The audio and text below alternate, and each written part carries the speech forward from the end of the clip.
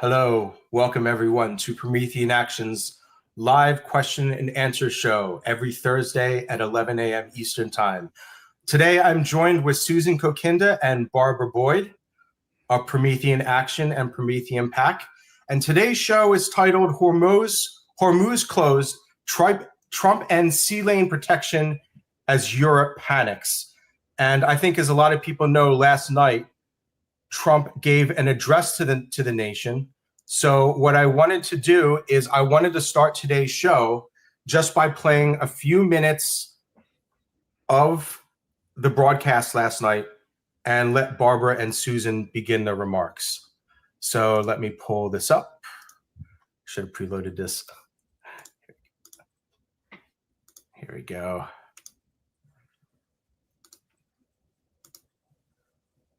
Thank you very much. My fellow Americans, good evening. Let me begin by congratulating the team at NASA and our brave astronauts on the successful launch of Artemis II. It was quite something. It will be traveling further than any manned rocket has ever flown and will very substantially pass the moon, go around it, and come back home from a distance that has never been done before. It's amazing. They are on the way, and God bless them. These are brave people. We want to God bless those four unbelievable astronauts. As we speak this evening, it's been just 1 month since the United States military began Operation Epic Fury, targeting the world's #1 state sponsor of terror, Iran. In these past 4 weeks, our armed forces have delivered swift, decisive, overwhelming victories on the battlefield. Victories like few people have ever seen before. Tonight, Iran's Navy is gone. Their Air Force is in ruins. Their leaders, most of them terrorist regime they led, are now dead. Their command and control of the Islamic Revolutionary Guard Corps is being decimated as we speak. Their ability to launch missiles and drones is dramatically curtailed, and their weapons, factories, and rocket launchers are being blown to pieces. Very few of them left. Never in the history of warfare has an enemy suffered such clear and devastating large-scale losses in a matter of weeks. Our enemies are losing, in America, as it has been for 5 years under my presidency, is winning, and now winning bigger than ever before. My first preference was always the path of diplomacy, yet the regime continued their relentless quest for nuclear weapons and rejected every attempt at an agreement. For this reason, in June, I ordered a strike on Iran's key nuclear facilities, an Operation Midnight Hammer. Nobody's ever seen anything like it. Those beautiful B-2 bombers performed magnificently. We totally obliterated those nuclear sites. The regime then sought to rebuild their nuclear program at a totally different location, making clear they had no intention of abandoning their pursuit of nuclear weapons. They were also rapidly building a vast stockpile of conventional ballistic missiles and would soon have had missiles that could reach the American homeland, Europe, and virtually any other place on Earth. Iran's strategy was so obvious. They wanted to produce as many missiles as possible, and they did, with the longest range possible. And they had some weapons that nobody believed they had. We just learned that out. We took them out. We took them all out so that no one would really dare stop them. And their race for a nuclear bomb, a nuclear weapon like nobody's ever seen before. They were right at the doorstep. For years, everyone has said that Iran cannot have nuclear weapons, but in the end, those are just words if you're not willing to take action when the time comes. As I stated in my announcement of Operation Epic Fury, our objectives are very simple and clear. We are systematically dismantling the regime's ability to threaten America or project power outside of their borders. That means eliminating Iran's Navy, which is now absolutely destroyed, hurting their Air Force and their missile program at levels never seen before, and annihilating their defense industrial base. We've done all of it. Their Navy is gone. Their Air Force is gone. Their missiles are just about used up or beaten. Taken together, these actions will cripple Iran military, crush their ability to support terrorist proxies, and deny the ability to build a nuclear bomb.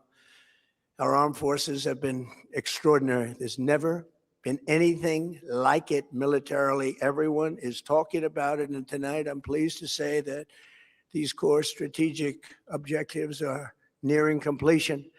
As we celebrate this progress, we think especially of the 13 American warriors who have laid down their lives in this fight to prevent our children from ever having to face a nuclear Iran. Twice this past month, I have traveled to Dover Air Force Base, and it's been something. I wanted to be with those heroes as they return to American soil, and I was with them and their families, their parents, their wives, their husbands. We salute them, and now we must honor them by completing the mission for which they gave their lives. And every single one of the people, their loved ones said, "Please, sir, please finish the job." Every one of them. And we are going to finish the job, and we're going to finish it very fast. We're getting very close. I want to thank our allies in the Middle East, Israel, Saudi Arabia, Qatar, the UAE, Kuwait, and Bahrain.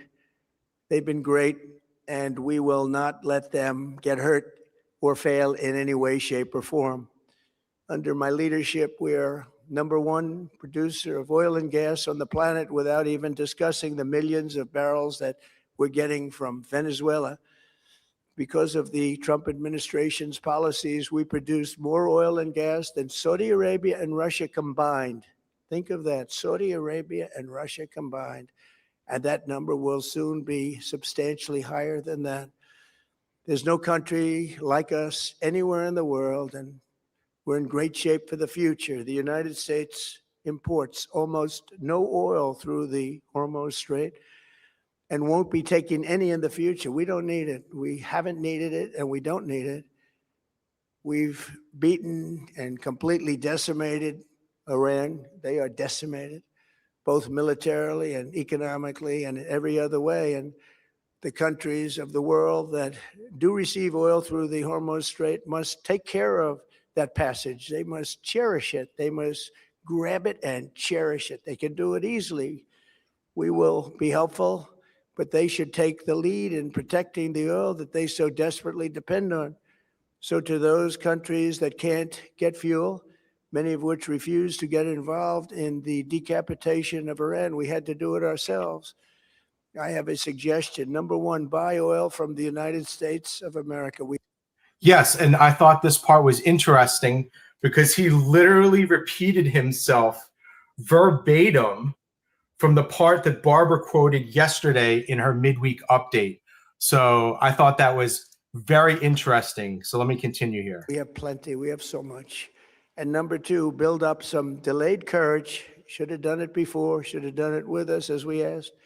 Go to the Strait and just take it, protect it, use it for yourselves. Iran has been essentially decimated. The hard part is done, so it should be easy. And in any event, when this conflict is over, the Strait will open up naturally. It'll just open up naturally. They're going to want to be able to sell oil because that's all they have to try and rebuild. It will resume the flowing, and the gas prices will rapidly come back down over the next 2 to 3 weeks. We're going to bring them back to the Stone Ages where they belong. In the meantime, discussions are ongoing. Regime change was not our goal. We never said regime change, but regime change has occurred because of all of their original leaders' death. They're all dead. The new group is less radical and much more reasonable. Yet if during this period of time no deal is made, we have our eyes on key targets. If there is no deal, we are going to hit each and every one of their electric generating plants very hard and probably simultaneously. We have not hit their oil, even though that's the easiest target of all, because it would not give them even a small chance of survival or rebuilding. But we could hit it and it would be gone, and there's not a thing they could do about it. I think that's a very important point that's getting very overlooked, is that Trump is literally giving Iran every single chance to change its behavior. He could have blown up, they could have nuked Karg Island like a million times over by now. They could have nuked all the oil infrastructure. They haven't done that. Now, once again, Trump is saying, here's the next step. I just want to play, this is the last, Susan, I know you can, we'll be okay. Let me just play this last section here, because I think this is basically the closing section of the entire speech, is like this last section here. So let me just get through this last section here. I think this is a really important stage to set, because a lot of what people are asking in the chat, Trump is already kind of addressing this. Yet if during this period of time no deal is made, we have our eyes on key targets. If there is no deal, we are going to hit each and every one of their electric generating plants very hard and probably simultaneously. We have not hit their oil, even though that's the easiest target of all, because it would not give them even a small chance of survival or rebuilding. But we could hit it and it would be gone, and there's not a thing they could do about it. They have no anti-aircraft equipment. Their radar is 100% annihilated. We are unstoppable as a military force. The nuclear sites that we obliterated with the B-2 bombers have been hit so hard that it would take months to get near the nuclear dust, and we have it under intense satellite surveillance and control. If we see them make a move, even a move for it, we'll hit them with missiles very hard again. We have all the cards, they have none. It's very important that we keep this conflict in perspective. American involvement in World War I lasted 1 year, 7 months, and 5 days. World War II lasted for 3 years, 8 months, and 25 days. The Korean War lasted for 3 years, 1 month, and 2 days. The Vietnam War lasted for 19 years, 5 months, and 29 days. Iraq went on for 8 years, 8 months, and 28 days. We are in this military operation, so powerful, so brilliant, against one of the most powerful countries for 32 days. And the country has been eviscerated and essentially is really no longer a threat. They were the bully of the Middle East, but they're the bully no longer. This is a true investment in your children and your grandchildren's future. Okay. That was delivered a little over 12 hours ago to the nation, played about half of it. It set the stage. Very interestingly, though, he opens up. What did he open up with? He opened up with NASA. I think Barbara had something to say about that.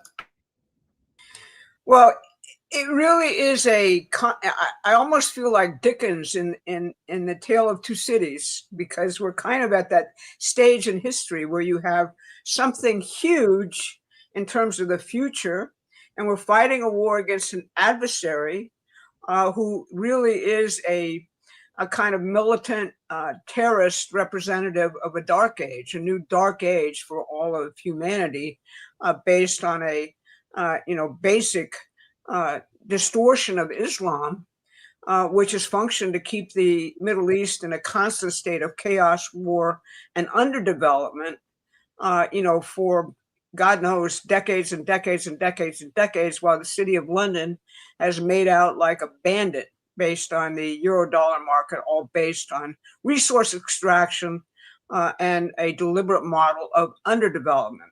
So yesterday, I found myself very emotional as I was watching the launch, very similar, I think, to what President Trump was feeling. I was praying. I was actually so moved by watching that. For some reason, it's just something came and touched me on the shoulder and said, hey, pay attention here. That, I was just hoping and hoping, make it work, make it work, make it work. Please make it work. Why did I think that? Because this is the harbinger of the future. This is optimism going to work. This is the idea that we're going to go to the moon and not just walk on it and, basically allow all the internet sleuths to claim we never went there. We're going to colonize it.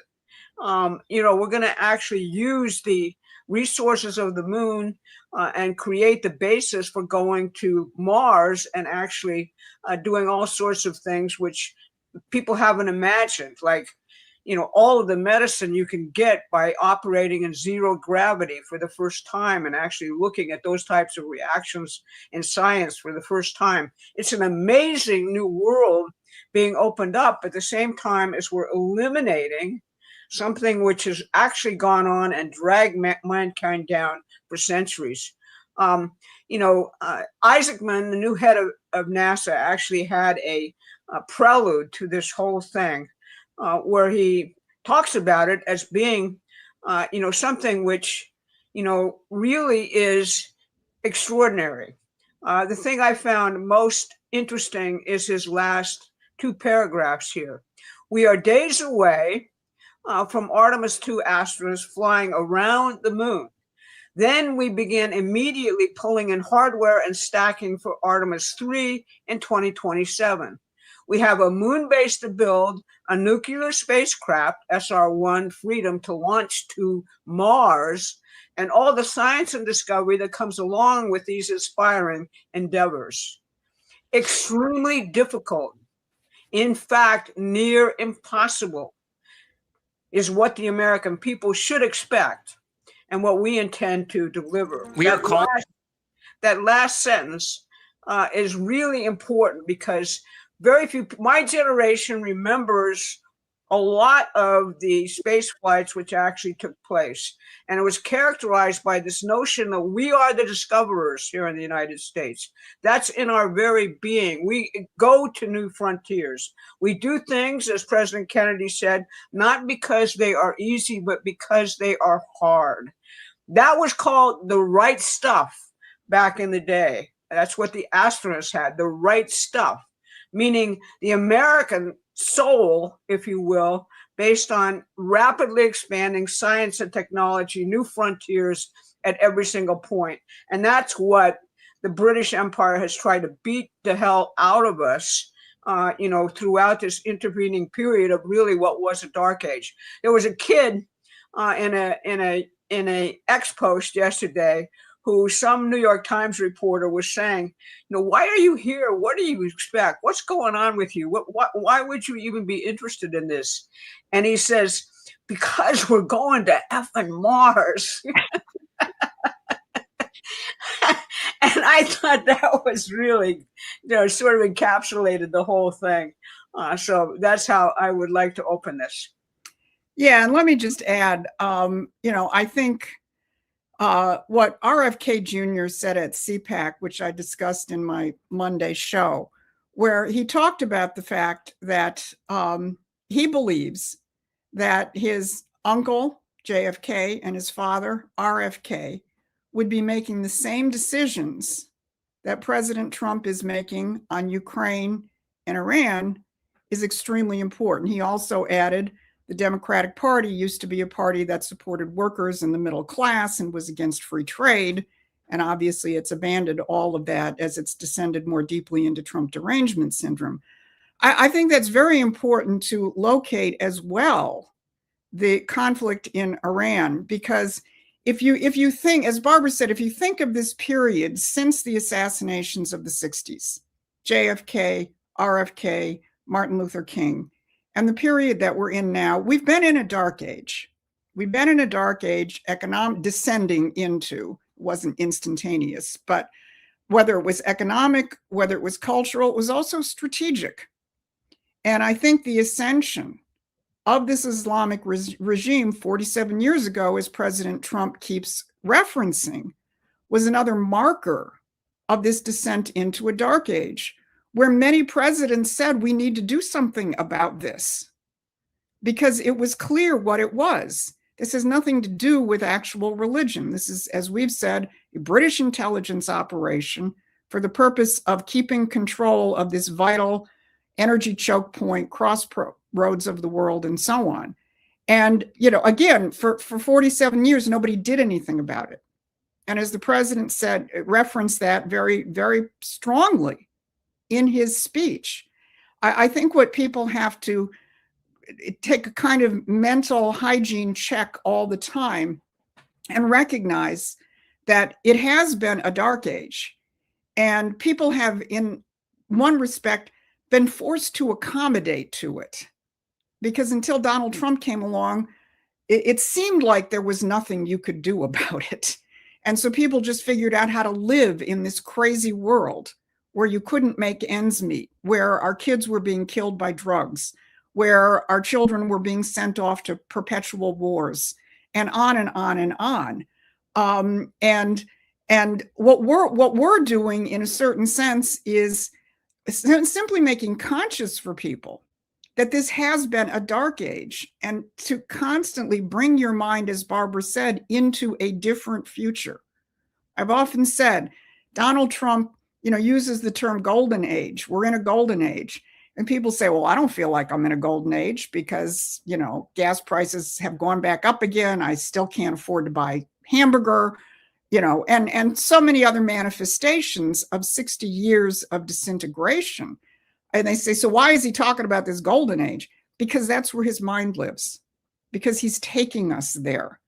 And I think the fight that we all have to wage with our fellow citizens, is how do we make this alive? And I certainly think the Artemis 2 launch yesterday should be a very important boost in terms of being able to do that. So I'll leave my opening there, Adam. Thank you, Barbara. And thank you, Susan. Thank you, Barbara. Also, I should let everyone know yesterday is Barbara's birthday. So everyone wish Barbara a happy birthday. Woo! That's not a joke. That's not a joke. No. That's I had to double check myself yesterday too. No, yesterday, actually April 1st, is Barbara's actual birthday. I'll let her reveal if she wants to say her age, but it was her birthday yesterday. I want to give some quick shout outs here to some usual suspects. First, thank you, Melody, for joining us every week. I'm so happy you join us every week and you're a part of our team. Also, I have Mark Shawnee. Okay, hi guys. I'm a member who has not been able to access your donation page for several months. Okay, I sent you the donation page in the chat. I emailed in report twice, but no joy, no tech support. Is there a PO box, PayPal account, etc., so I can send a bigger donation, please? Okay, that's what I was doing right before I did this. I went and looked at our support system. I found somebody, I think might be you. I don't know if your name is actually MARC. I tried to search for donation page. The problem is we get thousands, almost like hundreds, thousands of emails a week now that it's hard to keep track of everything. Send another email to us at support@prometheanaction.com. Please send, okay, do this right now, actually, because it'll come into our support system. Send an email to support@prometheanaction.com, right? You can go to our website. It's in the contact section. You can also send an email to info@prometheanaction. That's fine. Say, hey, I'm messaging you from YouTube. I'm having problems with the donation page. Send that report in to me personally, and I'll take over that report, that report personally. Put in there that Adam said he was going to take care of this, and it'll definitely get to me. So thank you very much, Mark. Thank you for joining us. I'd like to know who you are in our system so I could say more personal thank you. But thank you very much for joining us every week. And I also would like to welcome Acid Burn 123, send a super sticker. Immigration without assimilation is an invasion. Yes, it was an engineered invasion. This is what the architects of globalization wanted from the very beginning. They want a one world government, no borders. They want a universal religion, honestly. They want a one world, no religion, honestly. They want a universal no religion. Well, the religion ends up being to the government, right? Everything is done, to the government. All right. So yes, we agree, Acid Burn. Thank you for joining us. Okay, here's one that somebody's maybe trying to juke us a little bit. Are you aware that, according to Wikipedia, Scott Besant is a close friend of King Charles? And are you aware that the author Tim Cohen's contention that Charles is the Antichrist? Okay. Barbara, can you at least address the first thing about Besant being a close friend of King Charles? Well, y'all gonna really freak out when King Charles comes here, in the next couple of weeks, if you think that's what actually is making the juice here. Look, King Charles is the head of the modern British Empire, and you need to understand that means that if I want to deal with the idiots who are the public faces of the empire, like Keir Starmer and all of his ninnies, which they're true ninnies, I got to deal with the guy who's the head mafia boss, so to speak. People think this is a ceremonial role, all right? It is not a ceremonial role. Basically, you're talking about the person who probably knows more about the operations of British secret intelligence, more about the history of the empire and everything else than anybody else. He's on the inside. He's not some guy who's just doing stuff for ceremonial purposes, just like Queen Elizabeth wasn't. My old friend, Lyndon LaRouche, got in a hell of a lot of trouble when he said, she's pushing dope. And that became the media line of saying, oh my God, he's saying the Queen is pushing dope.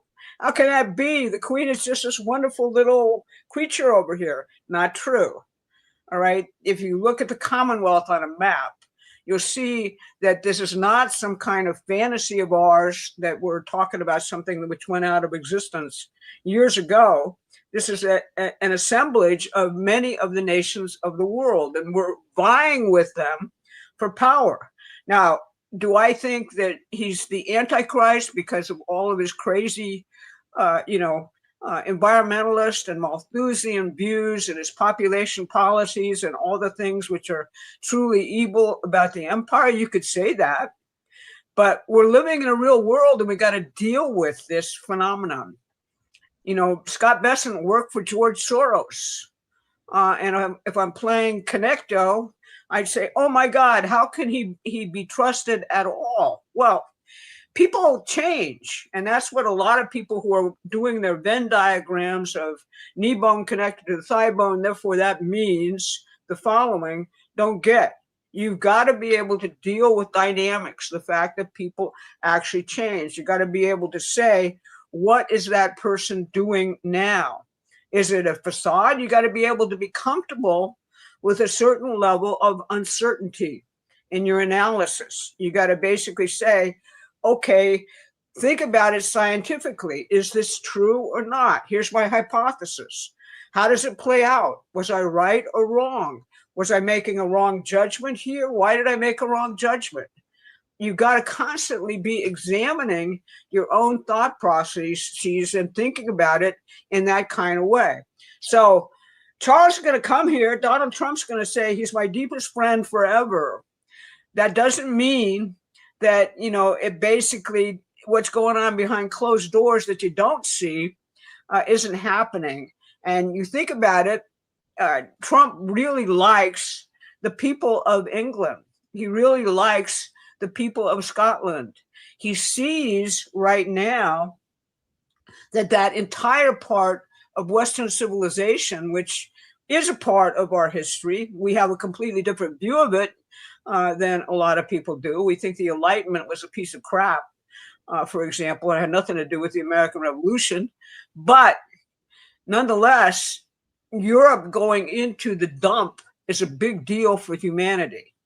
And it is going into the dump. There's no question about it. So I suspect that there's something larger going on here than, simply Trump being a tool of Charles and the Antichrist and anything else that comes from that kind of framework. It's not to say you're not right to point out the, paradoxes here, because they are real paradoxes, and you've got to let them play out in your mind. I have reached a certain analysis watching Trump over time in terms of kind of the trajectory of how he thinks and how he operates.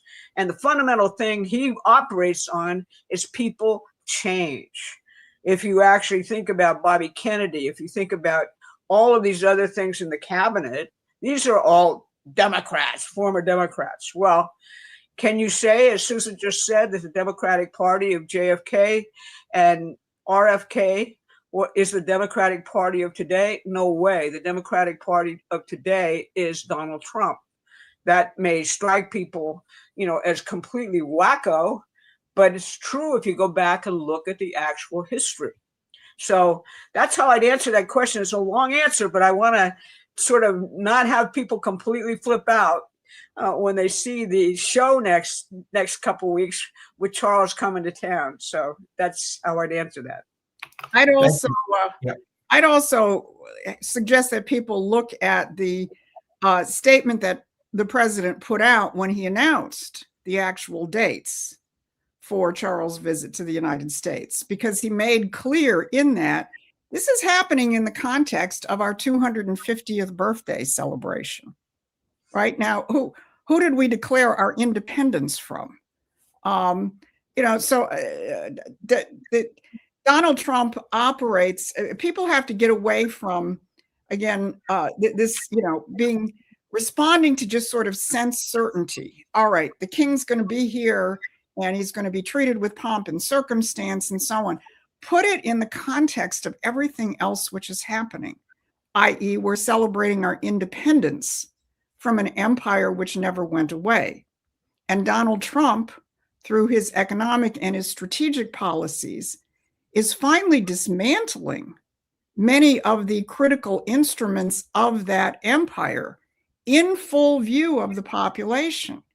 And I think what a working hypothesis is he wants you to discover this for yourself, just like he forced NATO out into the open and got them to expose themselves as useless pieces of garbage who obviously have a very different agenda than their alleged stated purpose. Or the way he exposed the Democrats in Congress at the State of the Union message when they wouldn't stand up and applaud for Americans over illegal immigrants, right? I think the way that the president operates, whether it's conscious or whether it's just instinctual, given how he thinks and how he operates, is he's constantly doing things which force those paradoxes and which force people to figure out things for themselves, rather than simply standing there and saying, the British Empire is bad and I'm dismantling it and, I'm going to punch King Charles in the nose when he comes into, the White House. That's not how he does things. And that's not actually that useful. What's much more useful is you start to figure it out yourself. Thank you, Susan, and thank you, Barbara. I was going to comment on Barbara's thing. I think she brought up two really important principles. The first one is that people change. That is actually a strategic principle that anytime you're judging a human situation, you have to take that into account, right? But the second thing, actually the more important thing to realize, principle here, that I was thinking about too, that Barbara actually said exactly what I was thinking. People don't understand how to deal with uncertainty. And in times of great uncertainty, people start relying on news media. And there is a certain amount that the news media can give you, but there's a lot more when you're dealing with the issue of certainty. You need to understand principle. And you have to be able to project your understanding of the world through principle to help break through the uncertainty. You can't just take news media to fill that void of uncertainty. You need to have principle in order to do that. So I wanted to say, yeah, Barbara, I really agree with you on that issue of uncertainty. And that's really an issue that I see so much of our audience struggle with. Hell, we struggle with it too. I mean, one week we made a video, people got really flipped out, right? One week we make a video that said the Strait of HORMUZ is open, right? Do you guys, ladies, remember who did that one where you said the Strait of HORMUZ is open? Then next week we do one that says closed, right? Just the title of this one. And that's because we're not privy to classified information. We don't have access. We're flying blind just like everyone else is. What really separates us from a lot of our audience is our deep understanding of principle and letting our understanding of principle guide our vision of the future. So that's all. Thank you for listening to me, everyone. Okay. I wanted to give some more shout outs here. So many people here. Let's go through them. Thank you, Miss Justice. For Barbara, stay blessed. I have Karen. Happy birthday, Barbara. Thank you so much, Karen. Please, everyone, please give us a like on the video. We have like 5,000 people. Also, if you're not subscribed to our channel, please make sure you give us a subscribe. We do 3 political updates a week plus this live show every week. So thank you, Karen. I hope you're subscribed. Mike Oliveira, happy belated birthday, Barbara. Cheers. Thank you very much for joining us again, Mike. We appreciate having you here. What values do we share with the EU and UK? I know immediately I think the tradition of the European Renaissance, but maybe Barbara or Susan would like to say more. Well, that's the reason why we've been attacking them at such a level, with J.D. Vance essentially telling people at the Munich Security Forum last year, you guys are no longer supporting Western civilization. You're inhibiting free speech. You're arresting people for thought crimes. Are we dealing with Carl Schmitt and Adolf Hitler here, or do we have a different tradition in terms of the ability of people to actually speak their minds? That right now, I understand that the UK is actually thinking about abolishing jury trials. That would be something. So everything which we identify as really kind of shared values is being demolished by the current reign of people there, and it's beginning to, essentially look much more like fascism. As generations experienced that under both Hitler and Mussolini. There's a history, which actually is a history of basic ideas about human beings, shared, in some respects, religious concepts about the nature of God, and scientific and industrial progress. There was that tendency. There's been big fights in the history of England about all of that. So we're not divorced entirely from that set of values, but people have to recognize that the American Revolution represented something entirely new. People like to say, oh, it's the product of our, history with England. It's the product of the Enlightenment. It's all this other false history. No, we did something entirely new, much more based on Leibniz and his battle to actually save England, which, my friend Chuck Park has developed in a class, versus this crazy set of values which have been manifest since the end of World War II, and even prior to that. The whole empire system of values has nothing to do with the actual history of the fight in England, which has always been between two very different tendencies about what you think about human beings. Do you think human beings are beasts or animals? And that's the nature of what we can do in the world? Or do you think that human beings are actually instruments of God's creation, tasked with making it increasingly perfect? And those are the two big issues that have dominated the history of the world really forever. So that's that's how I'd answer that question. And thank you very much for all the birthday wishes, everyone. I'm a little frenzied with Adam actually outing me here. I feel totally ancient today. So hopefully I'll recapture some of my youth in talking about these things. Barbara, you're doing just fine. Your mind is still just as youthful as it was, probably even more youthful than before. All right, we have so much more love coming to you. Happy to be catching live. I always share your episodes on Facebook. Thank you for your amazing information. Thank you, Spunky Mom. I'm banned from Facebook. Literally, I got banned in 2021 on the Friday of January 6th on that Friday. Facebook did a big purge. I got pushed out of Facebook.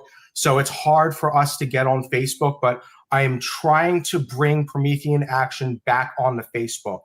Like, we used to be on there pretty seriously. I'm trying to get back on there. So thank you for sharing our stuff. Please keep sharing our stuff there. Jace Ace, happy birthday. Babs, Barbara, wishing you the best from the dark recesses of the UK, where you're shining your angelic light. Love you. Thank you, Jace Ace. Thank you. Trump was right. Energy is important. Yes. Yes, energy, that's probably, people don't realize it yet, but that's probably Trump's most important issue is his energy policy.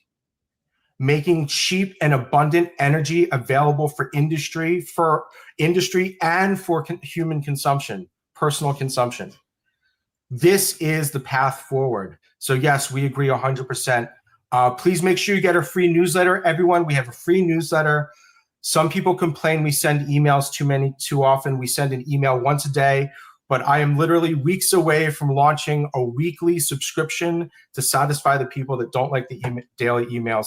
So please check out our free email subscription. The link is in the description. Okay. Before I continue to take more super chats, I want to begin now taking questions from our email newsletter. That took a little longer than usual. We collected over 100 questions this week. I have about 40 of them in front of me. If you asked a question, but it doesn't get on the show, we apologize. I can tell you that Susan and I personally read every question that we get, but we get so many questions on so many topics, we have to do some triage. So we do at least read all of your questions. I have like 40 of them listed right here. All right. So we're going to start with what the show is about, which is the ongoing situation in Iran. And I'm going to take these first two together. Let me take off this here. All right. So the first one here is from David. Do you believe it's a good or bad idea to leave any remnant of the Iranian regime in any possible position to resurrect their terrorizing ability and again terrorize their own people and the world again, especially the US and Israel? Thank you, David. And number two, from Peter, Trump is negotiating. Does that include stamping out all the residual mullahs, government aides, and rogue officers? What we know about cancer is that if there's just one active cancerous cell left in the body, it'll start up all over again. Thank you, Peter. Thank you, David, for your question. Barbara and Susan, your comment. Well, I'll take the first crack at this. Let's start with Peter's assumption, which is that the cancerous cells are indigenous to Iran. I would suggest that that's not the case. I think the only way to look at the situation there and how Trump is proceeding is that it's not simply a question of cleaning up the worst elements inside the country, which clearly we are targeting, and we're also taking away their ability to, as the president said last night very clearly, militarily threaten anybody else again. We're also severely atrophying their proxies like Hamas and Hezbollah, who again operate as arms of this apparatus. But I think what people have to do is take one step higher. And as we've discussed, I think as Barbara has probably developed more extensively than I have, if you look at the origin of this regime in Iran, it is not indigenous. It comes from the outside. It is an aspect of the great game of the British Empire, creating political radical Islam as one arm of a constant conflict, a cockpit of war in that region. So while on the one hand, you have to eliminate the physical ability of this regime to threaten the rest of the world, which I believe our military operation is doing quite adequately, doesn't mean you're going to necessarily wipe out every single member of the IRGC or every single mullah in the country. Because if you're simultaneously curtailing the globalist system which fostered it, if you are shattering the power of the British Empire, exposing how it operates by, showing what NATO actually is. I mean, one of the critical elements in the post-war period has been the United States being the dumb giant, well, really almost in a lot of the 20th century, the United States being the dumb giant for the British imperial system. In the post-war period, that was done through NATO. Hey, guess what? That's over. Trump has flushed them out into the open, and even senators like Lindsey Graham, who were one of the greatest defenders and supporters of NATO, are finding themselves in a very difficult situation, which is the American population has seen that this institution is no damn good, and they're not going to support it any longer. So that arm is being taken down.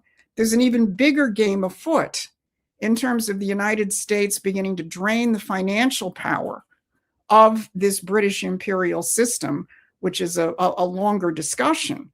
But this and the political aspects of this as well. So when you locate what the president is doing, not simply from the standpoint of eye level, who's on the ground in Iran? Do we have to get rid of all of them? How is this going to operate? And recognize, no, this is operating on a much, much big theater of war. And as the president has made clear, you can't completely dismantle a governing apparatus in a country.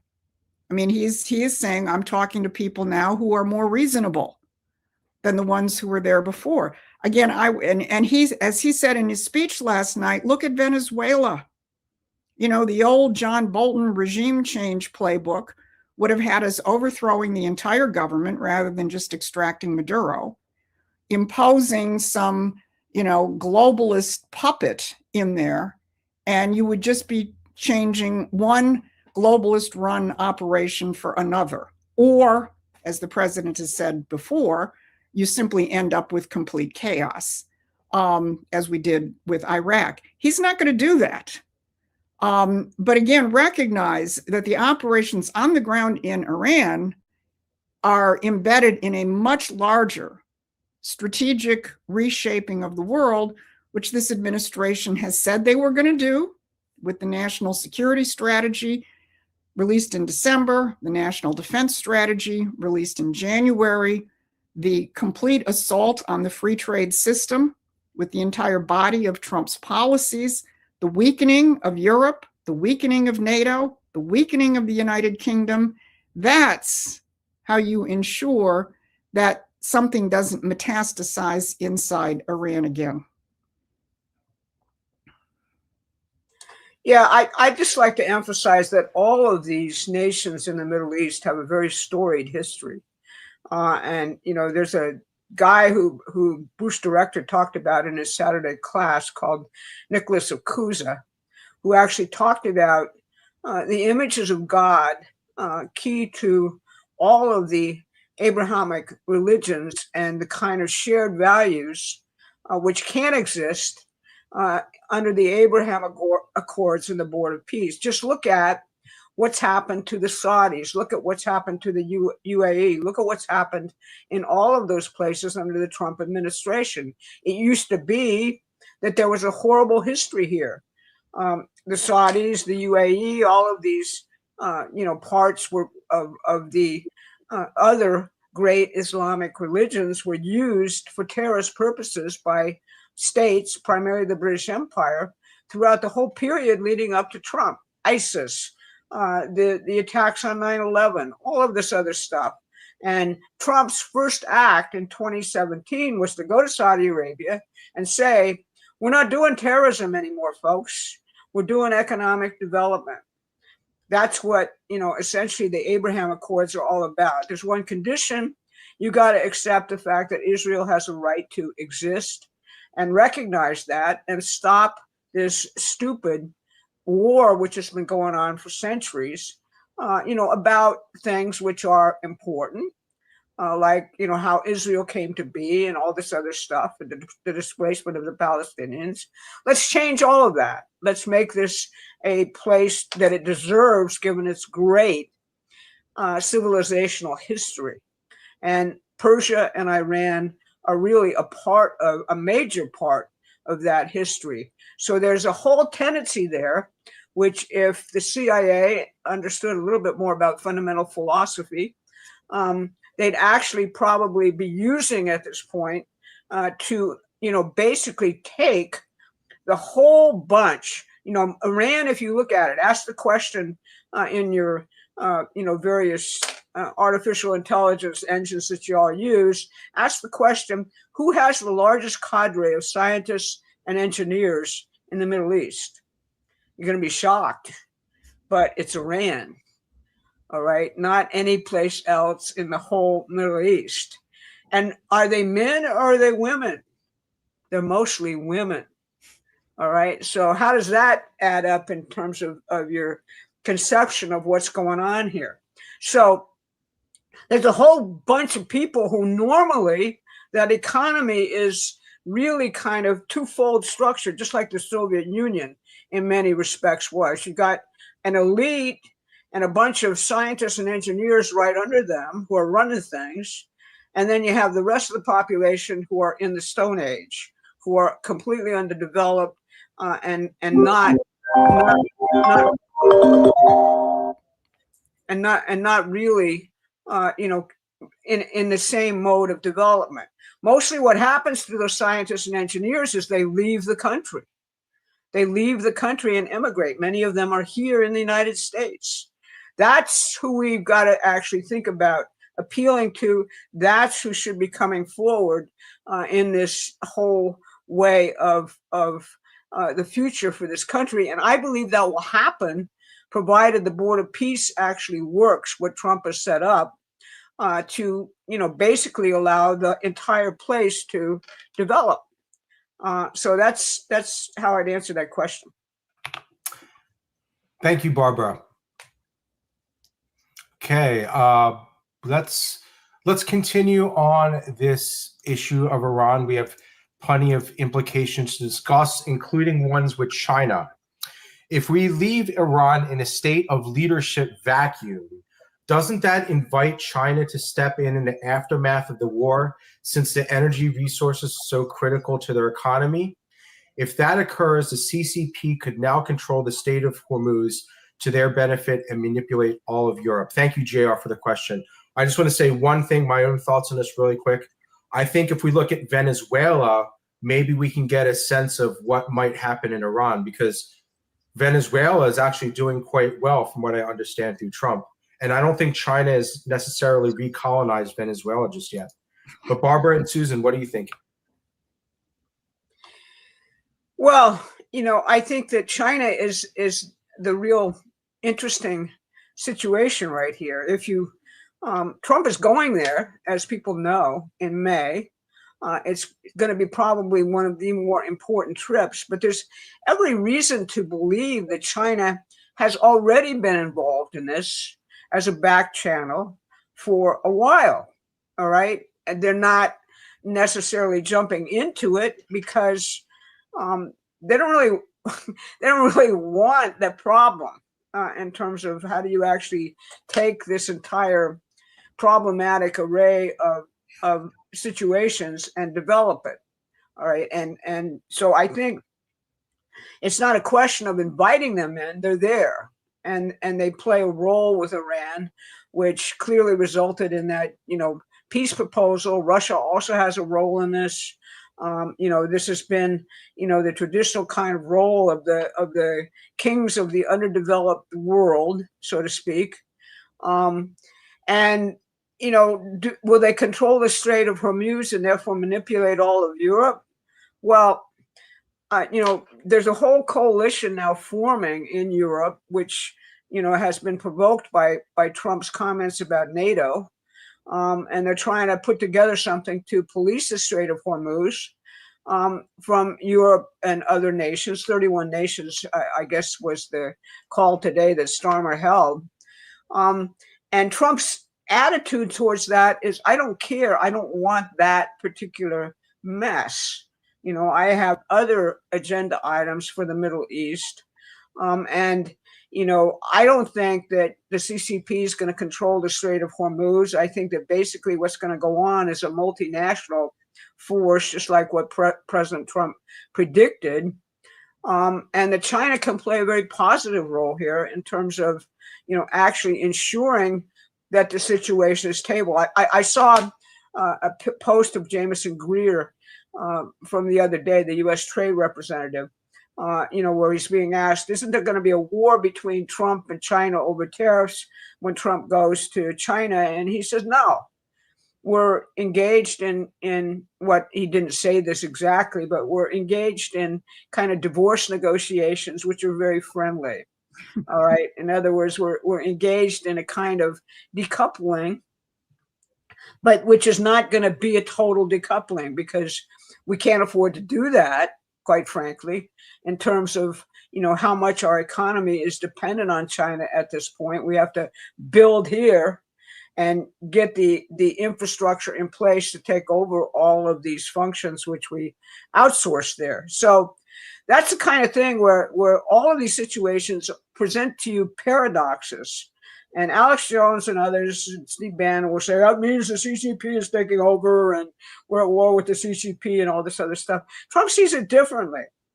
He basically sees it very simply. What do they have to give me and what do I have to give them? And is it a fair deal between the two of us? And that's that transactional relationship, which everybody talks about, which is really what used to be called the real relationship between sovereign nation states. And, his criteria for China is it's got to be fair. And we're in a race, each of us, with who gets the most advanced technologies first. And that race is good for us, I would assert.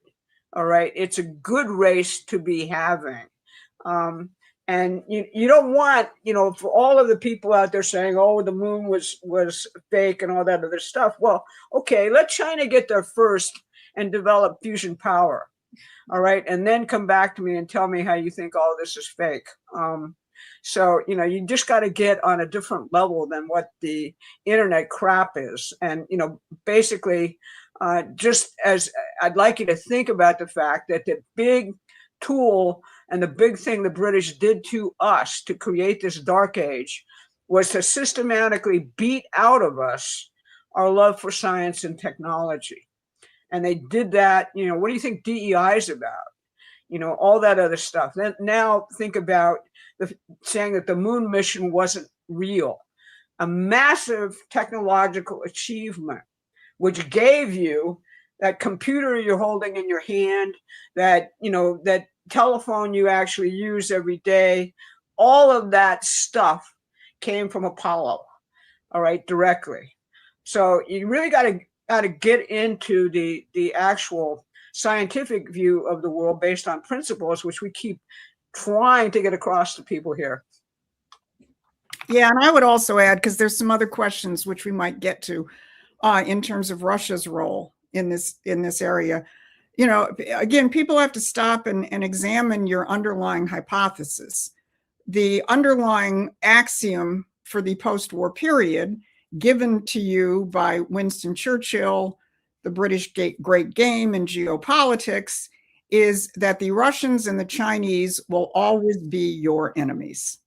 Now, obviously, that was easy to believe when you had the Soviet Union, but you still have an entire class of neocons, despite the fact that Russia is probably a much more Christian nation in terms of its general outlook and its population than, unfortunately, we are at this point, given how many people have gone morally insane. Russia is no longer a communist nation, yet there are still neocons and the British and everybody who's on Ukraine's side saying, no, Russia is the great Satan. We're going to have to fight it forever and ever and ever. And similarly with China. Now, China clearly is not a monolith. I would not venture to try and analyze internally what's going on in China at this point, but clearly there's a lot of stuff going on, which indicates that it's not a monolith. But as Barbara said, Trump is approaching these nations in a sense as the way he's approaching Iran.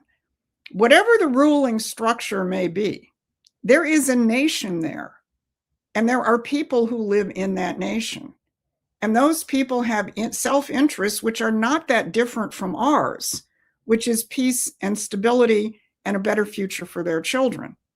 So what the president is always doing is working with the leaders of countries, again, whatever the system may be, and it's very different in Russia than it is in China at this point, but working with them from the standpoint of where are our common interests as sovereign nations, and how do we then navigate whatever differences there are strategically, politically, economically, and otherwise, that's completely different from the great game, again, where these nations must always be our enemies. And a number of the questions that we got, understandably, are still coming from that worldview. And I don't think that's how Trump is looking at things.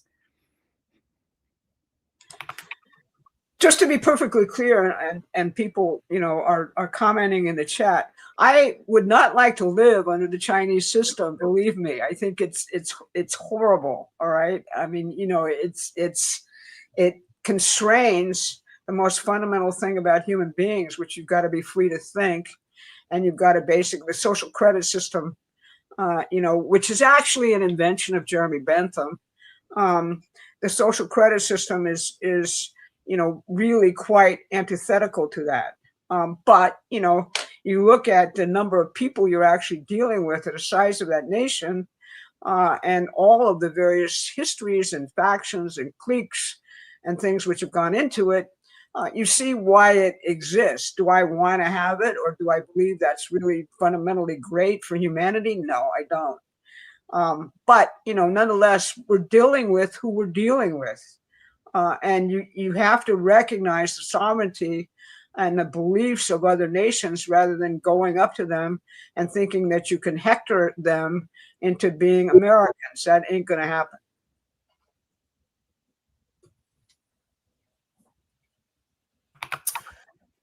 Thank you, Barbara.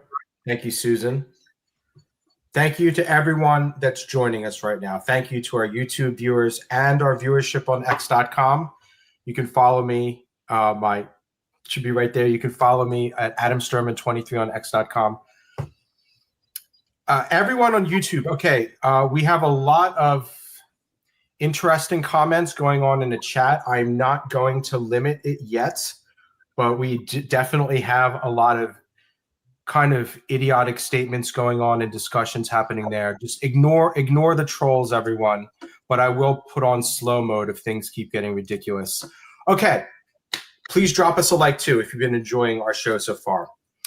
I have plenty more questions to get to, including super chats. Let's switch. I want to switch angles here a little bit. Plenty more questions on Iran. I want to take this one on an American issue. So thank you, Kevin, for this question. Does there exist a clear definition of how the American economic model will, in time, rein in our debt? I understand and support the direction, but how it comes together is not clear. More jobs in the U.S., great, but clearly cost more. People have more money, but inflation, is there a model? Thank you, Barbara and Susan. I subscribe, watch, read all I can. Thank you, Kevin, for being part of our network and for being a reader of our newsletter. Barbara and Susan. Well, I would just start saying, the first thing that you have to do in order to think this thing through is change your language. The language of economics, certainly in most of the post-war period, frankly, unfortunately, most of the 20th century, has been the language of money. So if you're measuring things, whether you're doing well, whether you're doing badly, if you're measuring things from the standpoint of the accumulation of money, which is the sort of superimposed metric, which is the British imperial system, there really are no answers to what you're talking about. For example, when you say more jobs in the US is great, but clearly cost more, well, what does that mean? in term, and again, if you're thinking from this standpoint of money, you're going to be in a trap. Let's go back to 1960 in the United States, when well over 50% of our workforce was engaged in productive activity, manufacturing, farming, mining, things like that. A figure which I'm very fond of because it's where I'm from is that the highest per capita standard of living in the United States in 1960 was in the city of Detroit, not because we had stockbrokers or we had Hollywood directors. We had blue-collar auto workers. And I can't remember the figure exactly, but I think it was in the range of $27,000, something like that. But with that, with that, which today seems like a ridiculously small amount of money, where you had a society which produced, where you had a society where you were increasing the physical pie, and then you were increasing the standard of living with better jobs, lower inflation, and so on. This was the apex of the standard of living. And with that, you could raise 5 or 6 kids, have a car, a couple of cars probably, and know that, your children would have a better life than you did, assuming they worked as hard as you did. That's when you have a different metric. When the metric is, are you increasing the physical production? And then you ask yourself the question, where does an increase in physical production come from? Does it simply involve working harder? No. It involves advances in science and technology. And that gets back to the theme of what Barbara keeps coming back to, the importance of pushing our scientific and technological frontiers. And how do you push those scientific and technological frontiers? You go someplace where the laws that operate on Earth inside a gravity well and so on are different. It's different out there in outer space, where you don't have the protective blanket of our atmosphere, where you have to protect yourself from different kinds of radiation, but where, because you're not inside the atmosphere, you can see much more deeply in different wavelengths into the universe and find out more things about how this universe is developing and ask the eternal question of, how did it start? And as Barbara said, doing medical things with medicines and zero gravity, which you can't do on Earth. But again, where does all that come from? Because, when we were having the discussion of King Charles earlier, somebody mentioned their King Charles Spaniel, whom they love dearly and they are friends with, but he's not King Charles. But your King Charles Spaniel cannot do any of those things that I just described. Only the human mind can do that. So the ultimate metric of an economy is actually human creativity. And that's where you have to start. I mean, we can talk about technically how you begin to squeeze inflation out of the system. How do you increase productivity? How do you grow your way out of the debt, which this administration is certainly talking about? I think there's going to have to be all sorts of adjustments in terms of financial policy, monetary policy, but it starts with physical production, the increase in physical production, and that uniquely comes from the ability of the human mind to discover new physical principles. That's where I would start in terms of a definition of the American economic model. If you want a more formal definition than the true one, which Susan just gave you, and you want to be able to really argue with your friends at length about it, you should read Alexander Hamilton's Report on Manufacturers, which occurred at a time when the United States was totally bankrupt. And we actually worked our way out of that through what he called discoveries and inventions. You can read Henry Carey and Friedrich List, both of whom were economists around the time of the Civil War. Again, we invented the way to fund the Civil War through greenbacks, which was Carey and Lincoln. And List all played a huge role in exporting this model at the time to Europe and Japan. And, you know, Japan's emergence as an industrial power is based on this American system concept. You know, if you take China, if you read Sun Yat-sen, he was an American system economist who is still honored in both Taiwan and China during various festival times in both places. And he basically, you know, had the similar idea. He revered the American system of Hamilton and List and Carey. That was all stopped when we got, you know, 2 successive presidencies after McKinley, which were, you know, basically Teddy Roosevelt and then, of course, Woodrow Wilson. And World War I was all about the British Empire trying to get this movement of the American system stopped dead in its tracks and back to free trade. Sun Yat-sen understood it perfectly, and is kind of the antidote to, you know, thinking about China today. He said, there's one system which honors the true nature of human beings.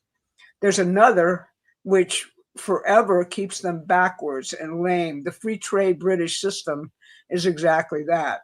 So that's really the kind of academic curriculum approach to what Susan said, and much more clearly in terms of actual just fundamental principles. And I would also suggest that if you haven't yet gone to the Promethean Action Toolkit and read our ebook, What President Trump Can Do with the American System 2.0, that's a good short version of Hamilton's and Lincoln's and Carey's policies. Thank you, Susan. Yeah, let me actually, I think that's actually a good time to throw this up here real quick. So if you go to the Promethean Action website, let me put it up on the screen here. So if you go to the Promethean Action website, you can just search for Promethean Action. If you come up here to the top where it says Toolkit, and we have 2 free reports here. We asked for a small donation, but you can download it for free. Right here, it's a police dossier. It's a British who murder our presidents. And we also have our more details on our economic plan, what Trump can do with the American System 2.0. So that would be a good place to get some more information. If you're just learning about us a little bit more, you should check that out on our website. Okay, so I'm going to take this question here from Kirk. We didn't actually get a lot of questions on this. I was surprised. So we're going to take this one here. Birthright citizenship. If the Supreme Court decides against the administration, what are the implications in terms of the global economy? Trump always has a plan B. What might be in this case? His plan B is you guys out there. You know, obviously this is really ridiculous. Okay, it's crazy. It's why the legal system isn't the place to conduct a revolution.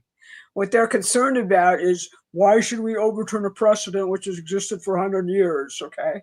Well, I mean, you know, come on, this is friggin' crazy at this point. There's whole industries set up to actually give people who have no intention of staying here, living here, or being citizens of the United States citizenship. So I think what the answer is clearly is legislation, you know, and immigration enforcement. People are coming here on tourist visas to have babies. All right. Basically, you know, as Ketanji Brown Jackson worried in her response to our argument, what are we going to do? Be examining pregnant women in the airports? And the answer is yes, we are going to be doing that because that's how the system is actually being completely abused. There's lots of remedies, but we need to elect people in the midterms who are actually on board with the notion that you have to have citizens in the United States being your voters.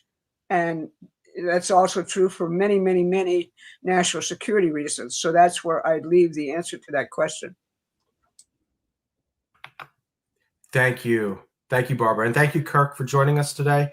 Please make sure you're subscribed to at least to our YouTube channel, and please consider getting our email newsletter. Thank you. Savnat again, EU should have listened to Trump at WEF. Yes, they absolutely should have. He was trying to warn everyone what was coming. They were going to be screwing with Iran soon, so get your energy in order. Yes, the EU definitely should have done that. Thank you. Again, thank you so much for joining us today. I have the big guy Zero. April 2nd is my birthday. Happy birthday, Barbara. Thank you, big guy Zero, for joining us. P. Favata, we have to slow walk NATO exit or we'll choke on treasuries, though hoping Besant has a preemptive plan to cancel obligations purchased with laundered money by cartels across the globe. That's very interesting. Barbara, Susan, any comments on that one? Yeah, I think that's a very important question, and I think Besant is attacking it directly. When you know, a lot of stuff obviously gets lost in the sauce of the daily news cycle. But, you know, if you look at the designation of the drug cartels as terrorist organizations, that gives the Treasury huge powers to actually monitor where all the money is going, what's happening with it, and to choke off the financing of this thing. And you can't, I mean, people say, well, in terms of drug money now, it's all being done through Chinese organized crime gangs and retail businesses and a very diffuse network. Well, no, it can't really be done in terms of the amount of money involved, except through very large banks like HSBC, etc. So, you know, I think it's really, really, really and a very insightful question because there's so much of the UK finances from the City of London which depend on this black, dark money economy. It's really what's propping it up. And if you pull the house of cards out quickly and suddenly, you'll have a huge collapse. And because of our relationship, unfortunately, to derivatives and all that other good stuff which came with globalization, you're probably going to get a collapse of our economy. You know, the question Donald Trump asked of Scott Bessent when he came in as Treasury Secretary is, here's our problem. How do you collapse all of this without simultaneously collapsing the world economy? So your question is very perceptive because a great deal of the world economy is actually based on this completely corrupt, you know, operation at this point. But those designations as terrorist organizations or, you know, through an innovative use of the Magnitsky Act, you know, actually create the basis for Treasury to use NSA intercepts to actually trace the entirety of the dark money network in real time. And they're going after that. And the operation, which was conducted for over a year in, you know, against Iran, you know, and ending up, you know, in choking off how the regime was actually using the dark money world to fund itself, is a story in and of itself, and it's a story of the use of these tools. Adam, there was actually somebody who sent in a question, did some very useful calculations in terms of how much treasury debt the UK Commonwealth countries hold, which kind of bolsters this question, you know, that you can't just pull the plug on this without doing a little bit of surgical reorganization.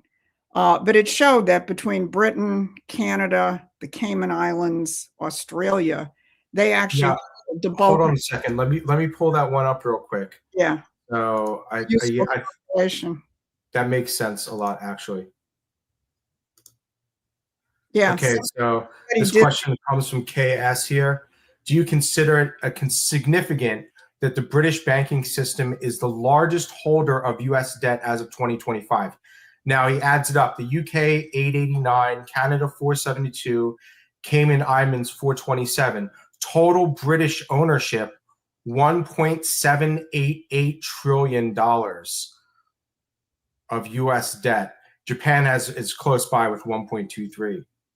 So yeah, I wanted to pull that up because the P. Favada, I mean, you did hit the nail on the head. And it's like so many things. People look at structures of evil which have been put in place over decades and decades, or instrumentalities that have been put into place, which are problematic.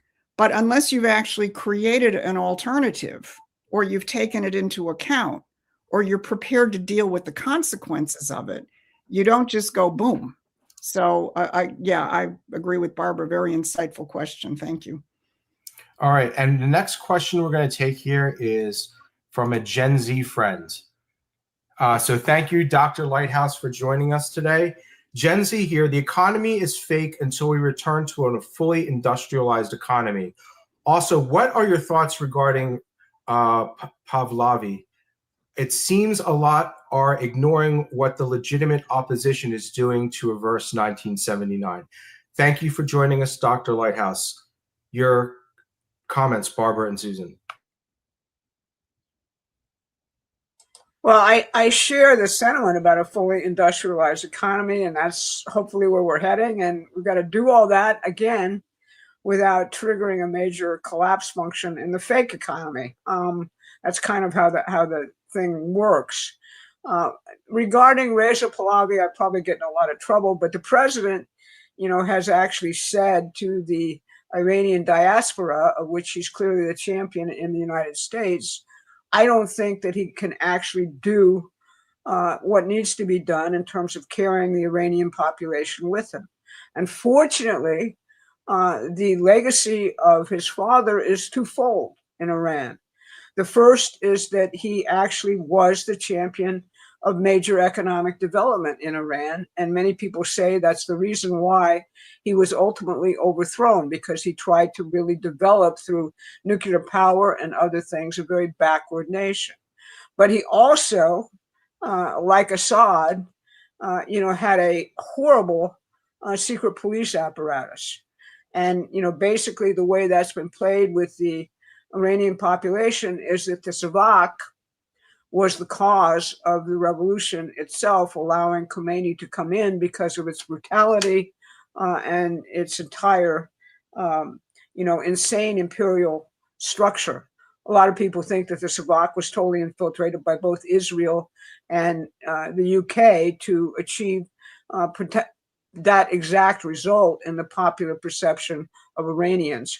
I believe that's why the president is saying, I don't think, despite his popularity and the fact that he's a good guy, but he's also very much the favorite of most of the Washington neocon establishment, if you want to know the truth of the matter, that basically he's the guy to actually bring the Iranian population with him. And not only that, we would be clearly in the minds of the population imposing a new dictator or puppet on them. And that's not what we need to be doing at this point, since that never works. We have a long history of doing exactly that, and it never works. Trump's principle is it's got to come from the population itself. And that's the principle of whether you actually succeed in seeing a positive change or not. Thank you, Barbara. All right, let's go back to some questions from our newsletter supporters. Again, this is back on Iran, and this time the issue of Russian involvement.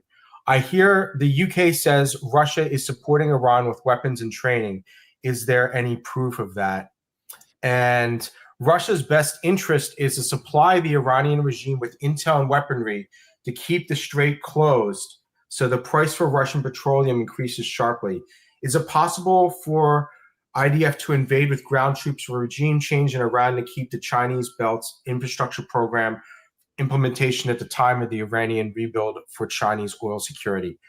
Thank you, JR and David. But this was, JR and Betty. But this was definitely a theme playing out in the media. Is Russia really supporting Iran with weapons and support? Well, both the president, but especially the Secretary of State, have pretty much brushed it off, saying if they are, it's not having much of an effect. In other words, they're not playing that game. And if you go to JR's question again, it's the point that I made. Are China's interests our interests? No. I mean, that's just the nature of any sovereign nation. We each have our own interest, and sometimes they coincide and many times they don't. But you're operating both from the standpoint of Russia and China being our perpetual geopolitical enemies. And I don't think that is Donald Trump's approach to what is going on in the world.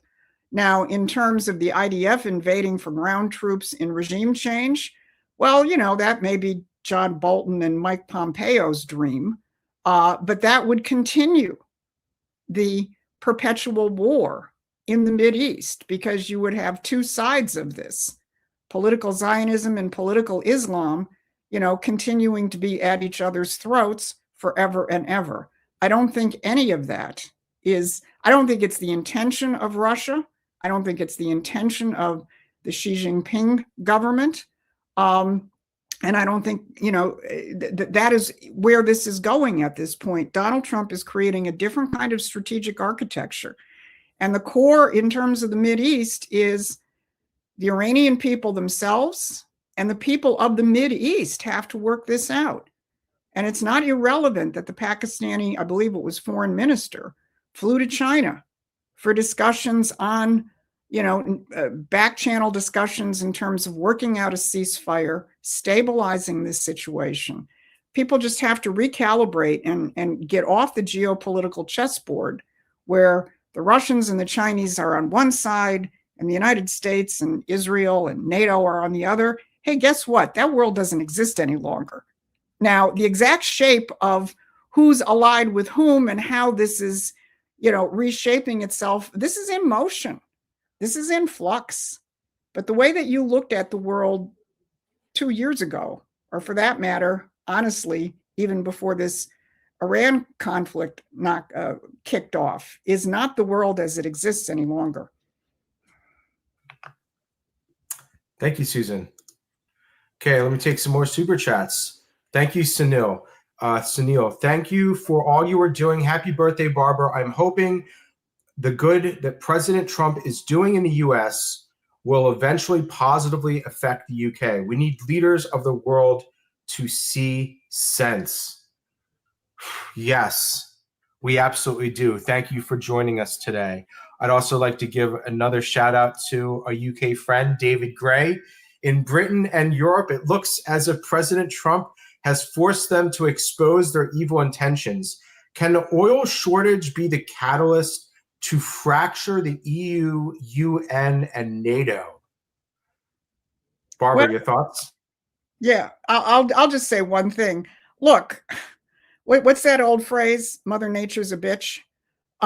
There's a real world out there. And the Europeans and the British have sat there and said, oh, we don't need modern energy. We can live on moonbeams and solar panels and windmills. Oh, yeah, well, maybe we'll get a little oil through the Strait and we'll get a little oil from Russia. What happens when then that gets cut off?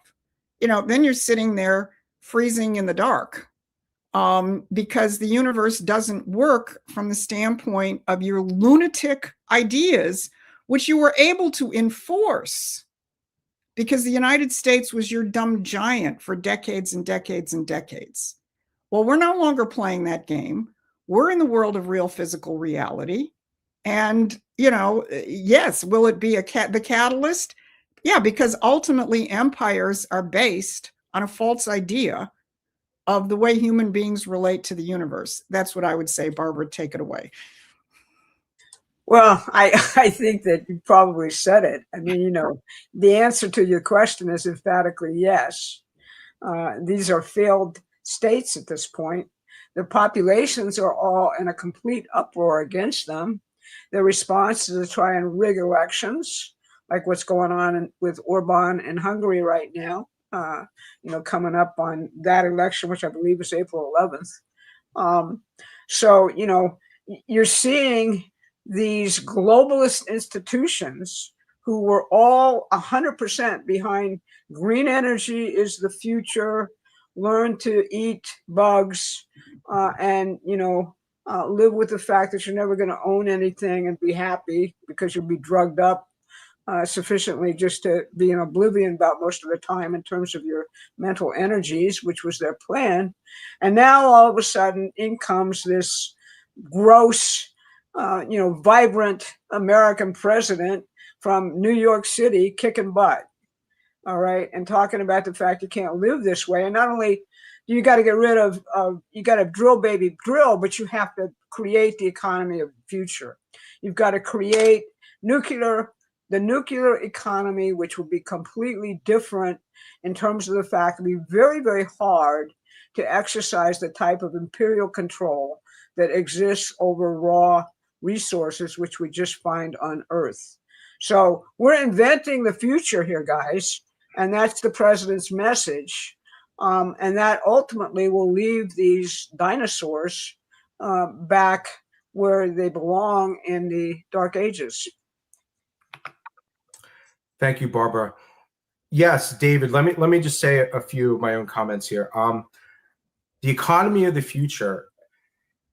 So right now, okay, so we have these LLMs, right? These large language models that allow us to do great amounts of work, but the knowledge work. But the next thing that's coming, it's really, people don't even realize it. It's so close, is robotics. If we're going to have, and Elon Musk is very good with this vision, if we're going to have an economy that is truly built around the abundance of what robotics could actually give to humanity, that all has to be driven by power, electricity.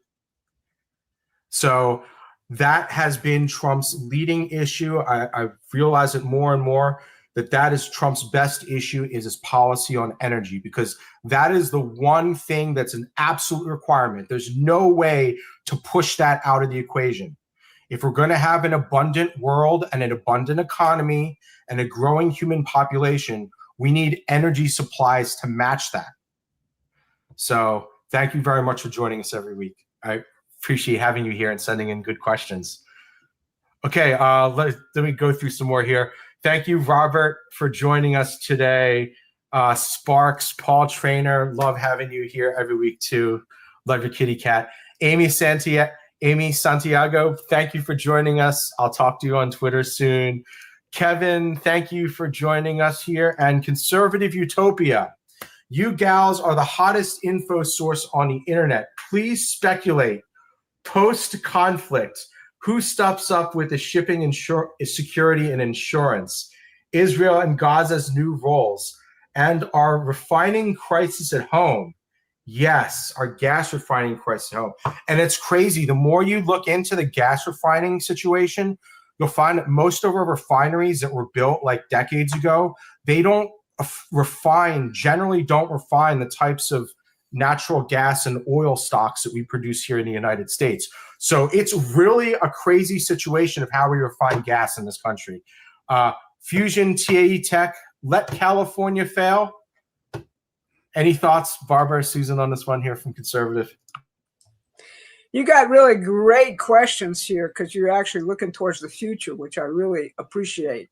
That's what you got to constantly do with your mind, is take the step forward. Don't get caught in the box of present reality. I think basically Trump's speech last night tells you, you guys over there, the old empire, you deal with your damn oil supply in terms of we've done the job. You can very easily police the Strait. You provide the insurance. You open up the markets. Once we're out of there, all of these things are going to fall dramatically. We're not necessarily committing anymore, since we've watched you guys fail, to actually doing that for you. Maybe that would go a little bit beyond my timeline of getting out of here. Israel and Gaza's new roles, well, that is very much in the geometry of Trump's board of peace. It's no longer going to be a situation where this conflict between Israel and the Palestinians, which was the whole reason for the Abraham Accords, is going to be the dominant feature of what everybody responds to in the Middle East. That's exactly what Jared Kushner found in his listening tour of Middle East countries before the Abraham Accords. He said everybody said the previous generation, just like most young people think about the boomers, the previous generation was crazy.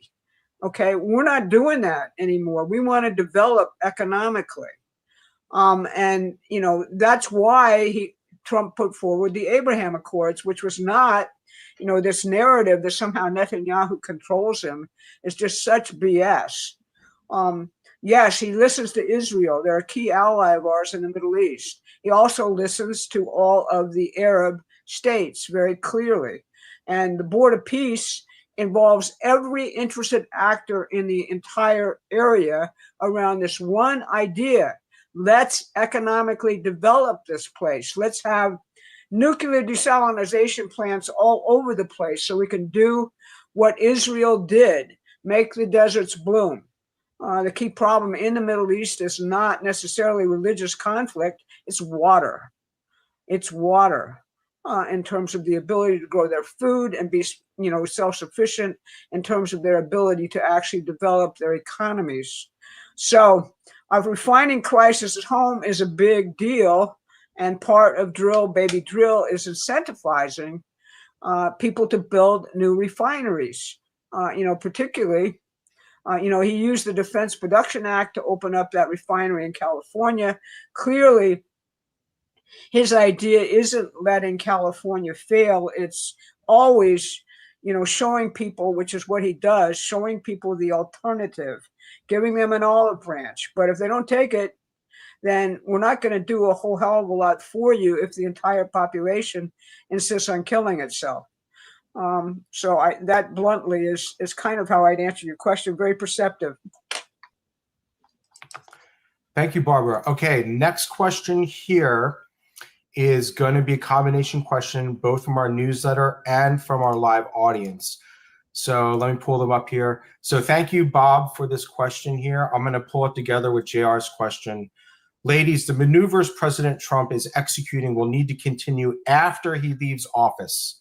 Do you have a thought about who in his administration can continue his success?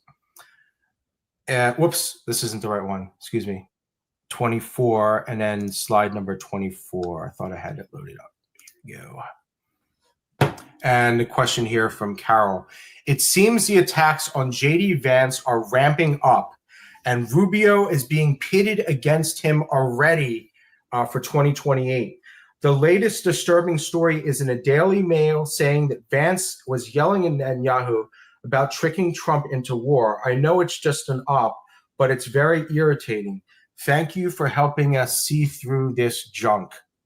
Thank you, Carol, for the question. I think overridingly, I think the same way as you, Bob. I realize we're winning now, but what's going to be the plan of succession? What's going to happen? I know one thing is that we got to win the midterms. If we don't win the midterms, then 2028 is like almost unthinkable. Not impossible, but almost unthinkable.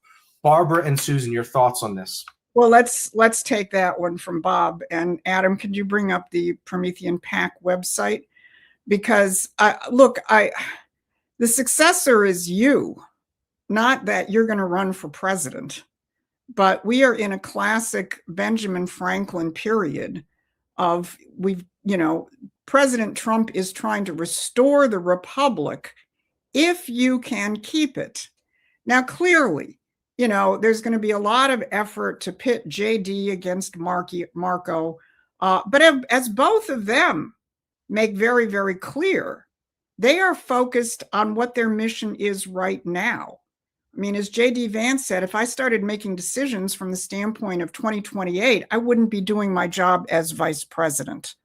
But in order for them to do their job, in order for the president to do his job, it is, as Adam just said, we cannot have a wipeout in the midterm elections. Now, that's the reason, and we're changing hats here for a moment, from Promethean Action, which is our policy arm, to Promethean PAC, which is our political action intervention into the elections, which has its own separate website there, as you see. If you look in the upper right-hand corner there, you see midterm boot camp. You can sign up to participate in our every other Friday boot camps. Our next one, as you can see, is tomorrow, where we bring together activists, MAGA movement people, candidates from around the United States to brainstorm on how we cut through the Psy war in terms of Trump's economy is failing. Look, I don't want to start talking about 2028, until we have consolidated what the president is in the process of doing right now. And that of necessity means that we win the midterm elections. And that means people have absolute clarity in terms of the importance of what Donald Trump is doing to restore the American system and recreate a working class, middle class in this country. If we had, I'll tell you this, if we had the economic configuration in this country where over 50% of our workforce was engaged in productive activity, if we were able to snap our fingers and bring that back by November of this year, I wouldn't be worried about the midterms, because people would figure it out for themselves. When you're engaged in productive activity, you tend to make much saner decisions than if you're an Uber driver or, running a pot dispensary or, a valet at a gambling casino. Then you're going to make decisions as a consumer scrambling to survive, and you're going to be much more manipulable by what the globalists want to do to you. So without being able to wave a magic wand and in the next 7 months get over 50% of our population engaged in productive activity, because it takes time to bring the factories back, to train the workforce, to have the energy infrastructure that you need, the challenge that we take up in the midterm boot camps is how do we get people thinking like that, whether they have those jobs or not. That's my answer to speculation about 2028. Go over to Promethean PAC, get active in our midterm boot camps, and help us actually make sure we take the next step. Now, the question about JD and Netanyahu, I think, is an important one to answer. Adam, you might want to bring it back up on the screen, and I suspect Barbara wants to answer it.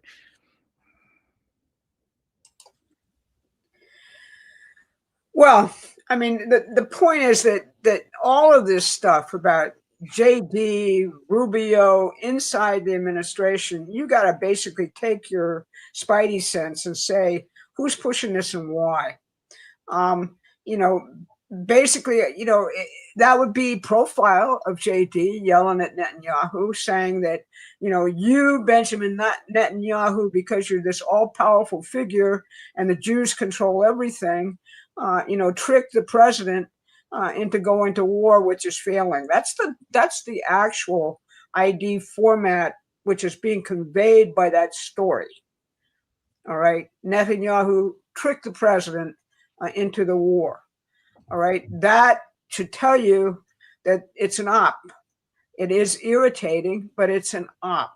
A lot of the stuff that is on the internet at this point is all based around, let's figure out how to maximally distract from the actual task, which is before the Trump movement right now, winning the midterms in overwhelming numbers, where history tells you this is going to be a hard thing to do. We started it with Jared Isaacman's quote about doing the impossible. That is the American spirit. That is what Donald Trump has actually invoked in all of us. We figure out how to do the hard things. But over your shoulder on the internet, you see this guy over here saying, no, let's get really salacious here. Let's talk about who's going to be 2028. What is the competition between Marco and JD? Is JD really up to it? Why isn't he out more? All right. Well, JD is basically going to lead this national fraud task force, which is going to emerge, and I'm telling you this right now, is going to emerge as a dominant force in the midterms, because we're going to show you that all this huge amount of entitlement fraud, which is going on in Medicare, Medicaid, robbing the people who actually need it, like me, you know, from any kind of medical care or other things they really need, and then funneling it all back into Democratic Party politicians. That's the model that the Democrats have. That is what is going to be attacked right now by J.D. Vance, leading this anti-fraud campaign with a new post in the Justice Department reporting to him and to the president, specifically undertaking that. And that in turn is going to be the bombshell, which I believe is going to actually create the basis for winning the midterms. But you all, everybody out there needs to get on board with this. You need to get on board with, how do I explain, like one of our questioners asked, what Trump is doing with the economy to people who are riveted on Wall Street? You know, you hear that, you know, I grew up around Las Vegas, Nevada. All right. I used to spend time because of my father's job walking through casinos. And, you know, what really struck me is that ding, ding, ding, ding type of, you know, thing that goes on in the background, which is actually quite mesmerizing. And then you look at it and you see little old ladies with mustaches just sitting there fanatically pulling those slot machine levers. And you say to yourself, this is all wacko. Okay. And that's what the internet to me is like today. All right. It's all kind of based on the same principle as a Las Vegas casino, along with the idea, which was inherent in Las Vegas casinos, that when you walk in, somebody was marking down, they were throwing all kinds of sin at you, ladies, dope, all this other stuff, and they're marking it down and figuring out how they can extract the maximum amount of money out of you. So it's very similar to really what we've all come through in terms of this dark age of the economy. And the internet, unfortunately, has a side to it, which is very much like this, okay? So I'd like you to really think about that in terms of, you know, thinking that you got to vote right now for JD, who, as Trump likes to say, is a little more intellectual than visceral. And then you got Rubio, who's doing a great job. Both of them are doing great jobs. And as the president said, they'd make a terrific ticket, not being played off against one another. But our job right now isn't that. It's to get really hard focused on the really big job ahead of us regarding the midterm elections, because it could all vanish. This could be over. We could be having impeachment. We could be having, you know, we could have these crazy Democrats running things. All right. If that doesn't keep you up at night, which it does me, then you're kind of not in reality. So that's how I'd answer the question.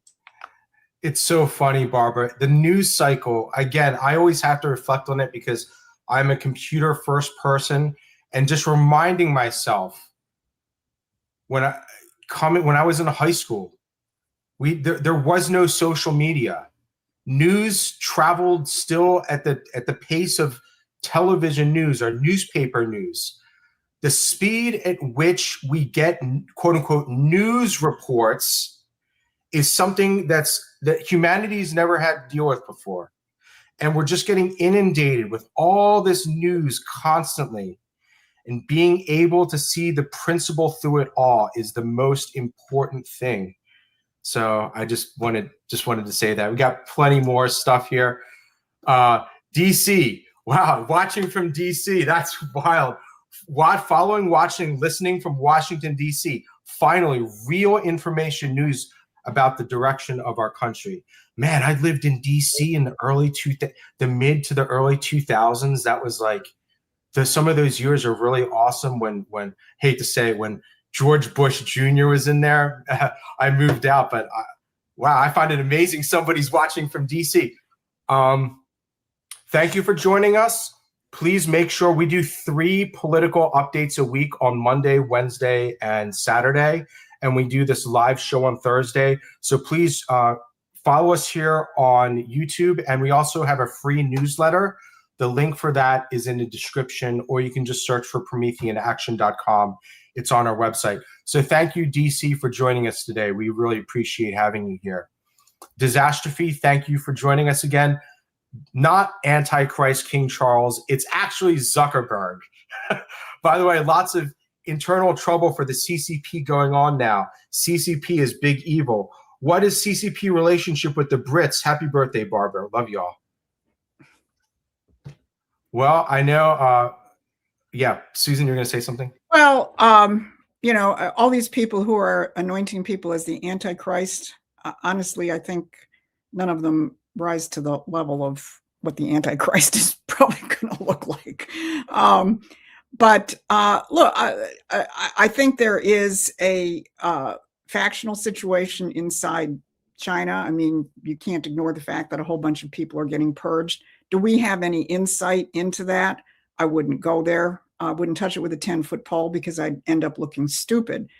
Yes, there is a British influence, however, historically, because I think, as Barbara referenced, you know, the founder of modern China, Sun Yat-sen, at the beginning of the 20th century, was a direct follower of the American system, of Hamilton, of Henry Carey, of Abraham Lincoln.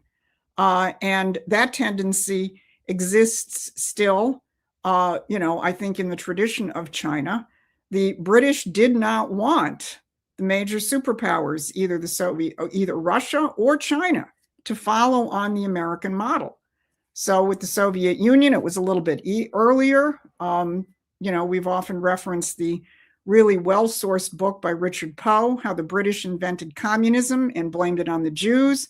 That's what they did in Russia with the Russian Revolution. It took a different form in terms of the undermining of China. But in terms, I mean, are there factional forces inside China that are tied to the British? I have absolutely no doubt.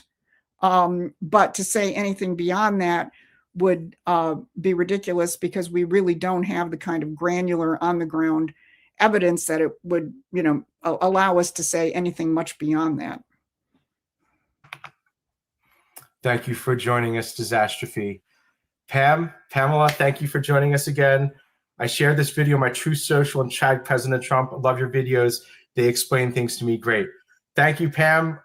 So happy that we're connecting with you. We're connecting with people all over the world. And thank you for sharing our stuff. Thank you to everyone who's legitimately been sharing our videos on all the social networks. Thank you so much for helping us get out the word. It's really making a big difference. So thank you. I'll reach out to you again on Twitter sometime soon. Thank you for joining us. I'm downriver. My dad was an auto factory worker in Wyandotte until the plant closed. My parents never recovered financially and lost a house. Thank you for fighting for all of us these decades. That is the story. That is the story of blue-collar America. And that is what Trump is committed to reversing. Thank you for joining us. I'll mention, since you brought up downriver, Wyandotte is not in our district. My husband happens to be running for state representative in the district next to that, which is a blue-collar area. And we've created a campaign image which shows the collapse of living standards in these blue-collar areas. You know, from in 1990, where it was $70,000, and today, in those same 1990 dollars, it's only $49,000. You know, that is the story of blue-collar America, and that is what President Trump and his team are committed to reversing. Thank you, AH. Again, same thing. Make sure you're subscribed to the YouTube. We have a free newsletter. Let us stay in contact with you. And also head over to that Promethean PAC website and join the boot camp so we can be in touch politically. Yeah, Promethean PAC, please. Yes, we have one of our most active states for Promethean PAC and Promethean Action is Michigan, because of Susan's and her husband. Actually, you don't even know this. Her husband should also be on it. He's been a candidate in Michigan for a long time. So yes, you should be supporting him too. So thank you, AH, for joining us here. I have one from the European Union, I think. As trading labor for money will decrease due to AI and robotics, it's already happening now. I think this is an increasing question everyone needs to be thinking about. How will people get the resources to live without salaries? And when I say without salaries, a salary is like literally when you trade or you trade your money for time. Okay, how are we going to have a society? Are there any thoughts on this yet? Well, basically, you got to think about this a little bit differently than a lot of people are looking at it. They're thinking about it, well, AI is going to replace me and therefore the whole system is going to collapse. I think you got to think about what and learn from what you're seeing in the space field with the launch of HORMUZ. A whole ton of people are using AI to do the mechanical tasks at a high level. So you're going to have to train yourself to use AI. But since you're a mind and you're not a tool, you got to think about it as a valuable tool, an assistant. And those people who learn to use it like that are going to find new avenues to think about everything. So, I'm not so worried about how we're going to find resources to live without salaries. I'm worried about how do we make sure that we maximize its use of a tool and then turn our educational system around so that people are actually schooled much more in history, philosophy, music, the keys to how you actually can be creative in your thinking and really become, for the first time, fully competent to exercise your creative human powers. We'll solve the money problem, i.e., how do I get enough money to live? Do I have to become extravagantly rich? I don't necessarily think so. You should become well off. You should be able to raise a family. You should be able to have a house. You should be able to actually have the amenities of life fully, since that will allow you to exercise your creativity. I don't know. People talked about a guaranteed certain level of income, etc. The question is, how do we develop as a society in such a way that money becomes a secondary worry for people? And that's really what the direction I take it at this point. Yeah, and I'd also, at first I want to respond to something in the chat. I can't help myself. Keith says, Monroe Ford plant shut down here years ago. We lost several factories. My father was the quality control manager at that Monroe Ford plant. He retired before it shut down. But yeah, that was just one of the many hits. And referencing the auto industry to respond to Peter's question, look, one of my favorite quotes from Henry Ford was, if people had asked me what they wanted, they would have said faster horses, right? People did not conceptualize something new like the automobile. So yeah, did the people who made, horse and buggies and, bridles and stuff like that, did they lose their jobs? Yeah. Did they starve? Did they have to go on a guaranteed income from the government? No. Henry Ford invented something new. And then, take it the next step. My grandfather worked at the original Paquette plant, which was not an assembly line. And there are only a couple of hundred people at that plant. And then Ford invents the assembly line and builds the Highland Park plant. Well, what happened to those couple of hundred people? Suddenly you're because you've created a new product which nobody had ever thought of before and made it cheaply enough, there was an incredible demand. You had thousands of people working at the Highland Park plant. And then he took it the next step in terms of the River Rouge, which was an entirely integrated industrial complex. There were 100,000 people working there. So yeah, a couple of hundred people lose their jobs making buggy carriages in the 1890s, but you completely transform the economy with new products, new things you never thought of before, which people then train themselves for. and you hire more people at a higher standard of living, and you lift up the entire economy. That's how we have to think about the technological revolutions that we're on the verge of. Now, would the globalists use these technologies to do bad things? Of course they will, but don't fixate on that. Just help us defeat the globalists so that we're running the world, not them. Thank you, Barbara, and thank you, Susan.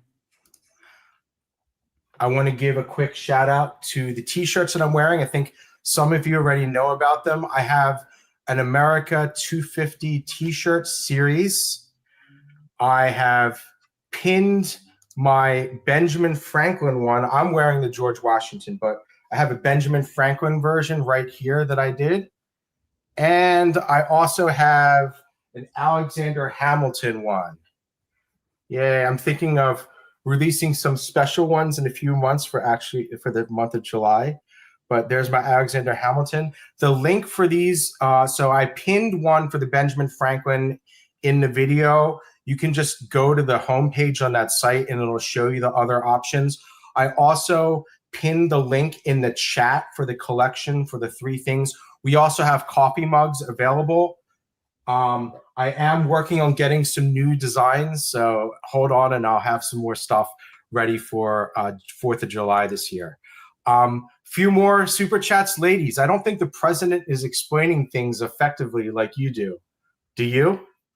No, I think Barbara mentions this a lot. The problem is that all the people who used to amplify what he's saying, he doesn't have a problem expressing himself. He's a master of communication. But getting through the noise is really the key problem that he's facing. And a lot of the people who used to amplify him by, doing some of the things that we're trying to do, which is to actually talk about all the points where he's in correspondence with how we think, basically are no longer there. Tucker Carlson is off the deep end. Charlie Kirk is dead and was assassinated in many respects because he was such an effective communicator of the president's ideas at the highest level. So, the question really is, where's the bench in terms of the social media aspects of these things? Where is it? Is it you out there? It doesn't take a whole lot to actually, really work on this in terms of listening to people, figuring out where they don't understand things that he's saying. And then, as Adam did at the beginning of our broadcast, just going through what he's saying as opposed to the commentary on what he's saying. Oh, he said that he was going to bomb desalinization plants. That's a Wall Street Journal this morning. Well, you really don't understand that if you don't know what's been going on with the war. Iran basically threatened to bomb every desalinization plant in the entire Gulf. Qatar and Bahrain depend on those for their water supplies. All right. That was a deadly threat. The president is saying, okay, then I'll come after yours if you're going to do that. That's part and parcel of the war dynamic. And, that's just an example of the distortions which get fed into this media lie machine every single day. So he's got a problem in the sense of where's the bench, which we're, hoping to fulfill at least a part of it, quite humbly. But where's the bench in terms of the amplification, explication, listening to the follow-up, what are people not understanding, et cetera. It's not Donald Trump who has a communication problem. It's that the way that the entire media universe right now is arrayed against him. The comments, he looked tired, according to the Democratic Party press this morning. He looked haggard, disorganized. No, it was a very organized speech meant to be very simple to explain what are we doing, why are we doing it, where are we in it, and when is it going to end, and why did we do it? And it did that very, very well, in my humble opinion. They used to say the same thing about Abraham Lincoln, who was a, very humble guy, but was also a Shakespearean scholar. One of the other things that, Susan mentioned in terms of RFK Jr. talking about the president is very similar to Lincoln. people treat him like a country bumpkin. And RFK said, you know what he did? In my presence, he pulled out a, one of those, basic placemats, and he took a Sharpie and he drew a completely accurate picture of the Middle East and put in an accurate number of the troops arrayed by various factions in the Middle East in every single country. All right. So in many ways, it's like Lincoln. Lincoln liked the idea of people thinking of him as a country bumpkin when he was a genius in reality. And he was just taken in, essentially all of their foibles as they reacted to him. Thank you, Barbara. And thank you, Missykins. All right, 2 more shout outs and then we're done. I want to give an extra special thanks to Cool Mom. Thank you for waiting so long. They're throwing everything they can out on the internet to divide. But we must stand firm and not believe the scare tactics they are throwing out there.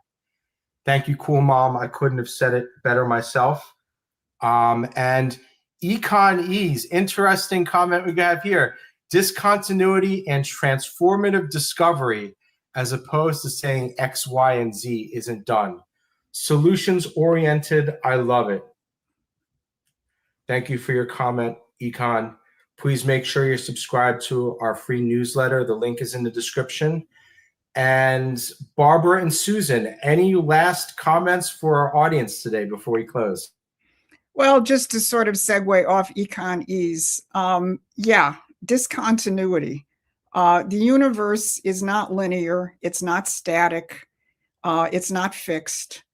It's creative. It's developing. We're a microcosm of that. And that is what makes Donald Trump a genius, because he understands that. And that's also the basis upon which you can make an economy work. So those are my final remarks for today. Yeah, I really come back to the thing I mentioned at the beginning of the show, which sort of, to me, told the whole story. Here's a kid watching a space launch, completely fascinated with his, alternative reality hat on and everything else. And the New York Times reporter comes up to him and says, "Why are you here? What are you doing here? What's going on? Why would you even be interested in this?" And he says, "Because we're going to effing Mars." All right. That's the curiosity and the actual state of mind which a kid has, who's actually looking at the future without all these blinders that get imposed on us, as we move through life. And he's totally excited. As I look back on my life as I was when President Kennedy came out and challenged us to go to the moon. I started making, planetary orbits. I started learning about geometry. I started learning about trigonometry. I started learning all of that because I wanted to figure out how we were going to do that. It was really fascinating to me. And that's what gets beaten out of us by bad culture. So that's how I'd end, discontinuity and change is the key to everything. All right. Thank you, everyone, for joining us for another successful Thursday Q&A show. We'll be back next week at the same time, Thursday at 11 a.m. Eastern, 8 a.m. Pacific.